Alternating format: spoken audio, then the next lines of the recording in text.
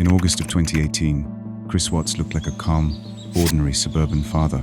He lived in Frederick, Colorado, with his wife Shanann and their two daughters, 4-year-old Bella and 3-year-old Celeste. Shanann was 15 weeks pregnant with their third child, a boy they planned to name Nico.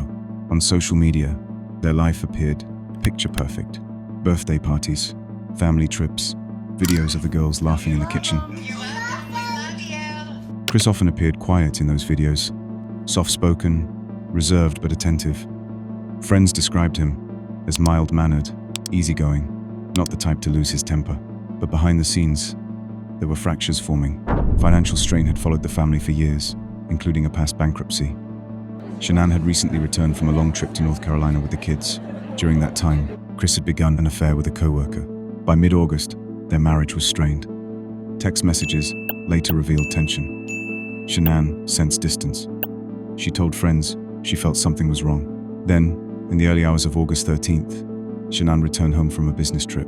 A neighbor's doorbell camera captured her entering the house just before 2 a.m. By morning, she and the children were gone. Her phone was left behind. Her car was still in the garage. Her purse sat on the kitchen counter. When police arrived for a welfare check, Chris appeared cooperative, concerned. He gave interviews on the driveway, asking for his family to come home. Wherever they're at, I have no inclination of where they're at right now. But small details began to stand out. A neighbor showed police surveillance footage from earlier that morning. It captured Chris backing his truck into the driveway around 5 a.m., something the neighbor said he had never seen him do before. Investigators asked what he was loading. He said tools, work equipment. It was a normal morning, but Shanann's friend told police something felt wrong. Shanann would never disappear without telling someone. As pressure mounted, Chris agreed to a polygraph test. He failed miserably. Within days, his story changed. He first claimed Shanann had harmed the children and that he reacted in rage. Later, he admitted the full truth. In the early morning hours after Shanann returned home, he strangled her during an argument about separation.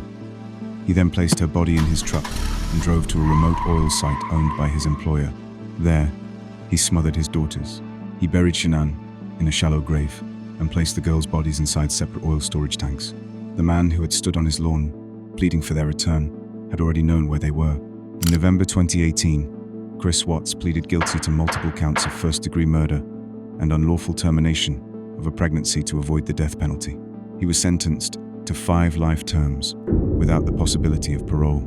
Today, Chris Watts is incarcerated at Dodge Correctional Institution in Wisconsin after being transferred from Colorado for security reasons. He will spend the rest of his life in prison.